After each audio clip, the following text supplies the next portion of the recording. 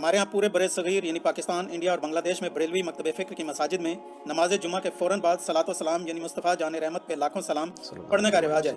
जब उनके उलमा से पूछें तो वो कहते हैं कि दुरूद व सलाम अल्लाह ताला की सुन्नत है, लिहाजा इसके लिए कोई भी वक्त मुख्तस किया जा सकता है। जबकि दूसरी तरफ वहाबी लोग यानी देवबंद और अहले हदीस इसे बिदअत कहते हैं। कुरान और सुन्नत की रोशनी में दुरुस्त मौक़िफ़ क्या होना चाहिए? देखिए, इसमें तो कोई शक नहीं है कि दुरूद शरीफ अल्लाह ताला की जो नफली इबादत हैं उनमें से एक अफजल तरीन इबादत है, और ये दुरूद शरीफ अल्लाह की इबादत है, नबी सल्लल्लाहु अलैहि वसल्लम की इबादत नहीं है। क्योंकि इसमें आप क्या कहते हैं, अल्लाहुम्मा सल्ली अला मुहम्मद, अल्लाह आप भेजें मोहम्मद सल्लल्लाहु अलैहि वसल्लम पर दुरूद या रहमत, अल्लाहुम्मा सल्ली अला मुहम्मद व अला आलि मुहम्मद। तो अल्लाह ताला से रिक्वेस्ट की जाती है, तो ये दुआ है, और दुआ है इबादत। जामिया तिर्मिज़ी के अंदर, अबू दाऊद में, सुनन नसाई में हदीस है, अद्दुआ हुवल इबादा, दुआ ही तो इबादत है। और इसके बाद नबी अलैहिस्सलाम ने जब ये बात इरशाद फरमाई अद्दुआ हुवल इबादा, फिर आपने सूरतुल मुमिन की आयत नंबर 60 तिलावत की, उदऊनी अस्तजिब लकुम इन्नल लज़ीना यस्तकबिरूना अन इबादती, ऐ मेरे बंदो मुझसे मांगो मैं तुम्हारी दुआ को कबूल करूंगा, बेशक वो लोग जो मेरी इबादत से तकब्बुर करते हैं। बात दुआ की हो रही थी लेकिन आया इबादत से, क्योंकि दुआ इबादत है, इय्याका नस्तईन भी इबादत है, दुआ मांगना। इसलिए हम कहते हैं कि सिर्फ अल्लाह ही को पुकारा जाए। तो जो लोग मेरी इबादत से तकब्बुर करते हैं मैं उन्हें ज़लील ख्वार करके जहन्नम में दाखिल करूंगा। सूरतुल मुमिन, जिसे सूरह गाफिर भी कहते हैं, उसकी आयत नंबर है 60, अल्लाहुम्मा अजिरना मिनन नार, आमीन। तो इसके तहत दुरूद शरीफ जो है ये अल्लाह की इबादत है, चूंकि वो दुआ है, लिहाजा जो इबादत है उसके ऊपर तो कोई दूसरी बात हो ही नहीं सकती है। और दुरूद शरीफ के हवाले से तो हमें अल्लाह ताला ने कुरान हकीम में हुक्मन ये बात इरशाद फरमाई है, सूरतुल अहज़ाब की आयत नंबर 56, इन्नल्लाहा व मलाइकतहु युसल्लूना अलन नबी या अय्युहल्लज़ीना आमनू सल्लू अलैहि व सल्लिमू तस्लीमा, अल्लाहुम्मा सल्लि अला मुहम्मद व अला आलि मुहम्मद व अस्हाबिही अजमईन इला यौमिद्दीन, आमीन। ये आयत मुबारका में अल्लाह ताला ने वाज़ेह हुक्म दिया है कि बेशक अल्लाह और उसके फरिश्ते नबी सल्लल्लाहु अलैहि वसल्लम पर दुरूद पढ़ते हैं। ए ईमान वालो, तुम भी नबी सल्लल्लाहु अलैहि वसल्लम पर दुरूद और खूब सलाम भेजो।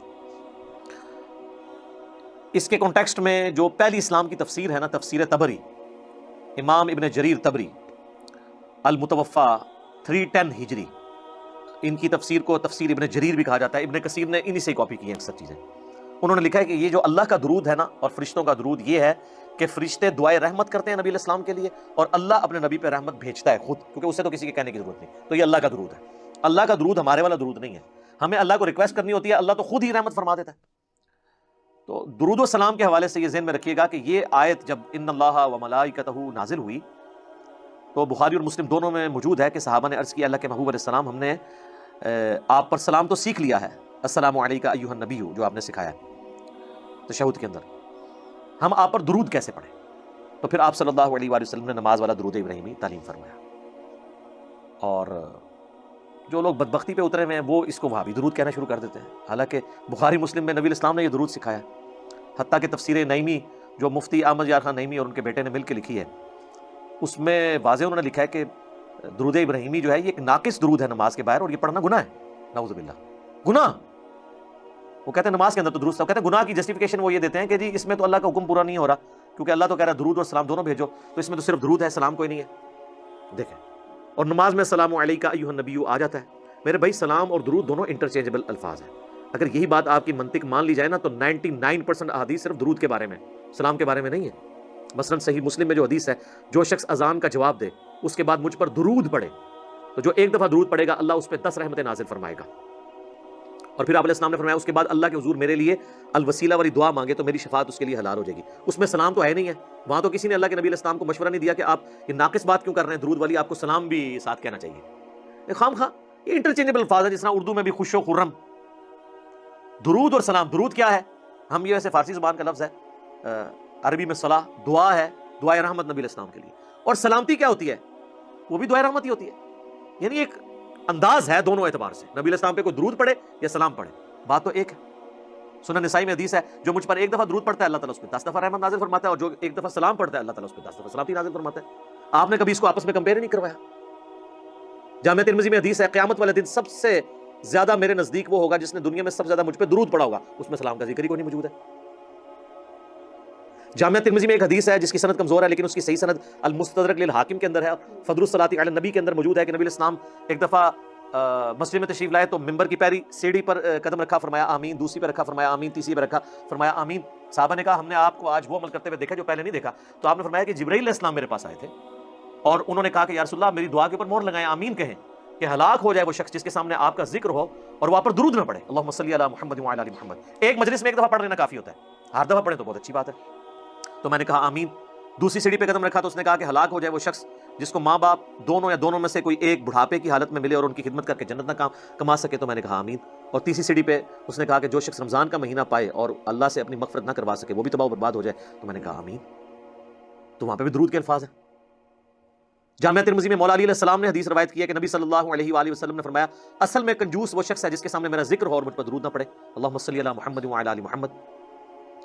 سنن نسائی کے اندر حدیث موجود ہے، نبی علیہ السلام نے فرمایا جو مجھ پر ایک دفعہ درود پڑتا ہے اللہ تعالیٰ اس پہ 10 رحمتیں نازل فرماتا ہے، اس کے 10 گناہ معاف کر دیتا ہے، اس کے 10 درجات بلند فرما دیتا ہے، اس کے لیے 10 نیکیاں لکھ دیتا ہے۔ وہاں پہ بھی درود کے الفاظ ہیں۔ سنن نسائی میں ایک اور حدیث ہے، زید ابن خارجہ کو نبی علیہ السلام نے فرمایا کہ مجھ پر درود کو لازم کر لو اور اپنی دعاؤں میں درود پڑھا کرو اور کہا کرو اللہم صلی علی محمد وعلی آل محمد۔ یہ میرا وظیفہ بھی ہے، درود شریف مختصر ترین درود ابراہیمی کا پہلا حصہ، اس میں تو حضور علیہ السلام نے سلام کا ذکر ہی نہیں کیا، اور آپ فرما رہے ہیں دعا کے ساتھ درود پڑھو۔ تو آگے سے صحابی نے کہا کہ سلام نہیں پڑھوں گا تو اللہ کے حکم کی نافرمانی ہو جائے گی اور میں گستاخ ہو جاؤں گا، تو میری دعا کہاں سے قبول ہوگی؟ کہانیاں کروائی ان لوگوں نے۔ درود کے الفاظ ہیں۔ جامعہ ترمذی میں ایک حدیث موجود ہے، ایک شخص آیا، اس نے نماز پڑھی اور ڈائریکٹ اللہ سے مانگنا شروع کر دیا۔ آپ نے فرمایا اس نے جلدی کی۔ ایک اور سائل آیا، اس نے پہلے اللہ کی حمد بیان کی، پھر درود پڑھا اور پھر اللہ سے مانگا۔ تو آپ نے فرمایا سل تعطا، سل تعطا، مانگ تجھے دیا جائے گا، مانگ تجھے دیا جائے گا۔ اور دوسرے شخص کو حضور نے بلا کے کہا کہ پہلے اللہ کی حمد بیان کرو، پھر مجھ پہ درود پڑھو اور پھر اللہ سے مانگو، یہ دعا کا سلیقہ ہے۔ وہاں پہ بھی سلام کے الفاظ موجود نہیں ہے۔ سر 99.99% احادیث میں صرف درود کے الفاظ ہیں، سلام کے بھی ہیں لیکن بہت کم حدیثوں میں۔ سنن نسائی میں حدیث ہے زمین پہ اللہ کے فرشتے سیاحت کرتے ہیں، میرے امتیوں کا سلام میرے تک پہنچاتے ہیں، جو ہم نماز میں بھی پڑھتے ہیں السلام علیکم ایھا النبی۔ ہاں قبر رسول پہ پڑھیں تو وہ اعلیٰ درجے کی ایک فضیلت ہے۔ وہ سنن ابی داؤد میں حدیث ہے جو کوئی شخص مجھ پہ سلام پڑھے گا، امام داؤد نے اسے قبر رسول کی حاضری والے چیپٹر میں لیا ہے، اللہ میری روح لوٹا دے گا، میں اس کے سلام کا جواب بھی دوں گا۔ یعنی یہ برزخی معاملہ ہے، اور روح کا لوٹنا بھی برزخی ہے، ورنہ روح داخل کرنے اور نکلنے سے تو تکلیف ہوتی ہے، یہ برزخی معاملہ ہے۔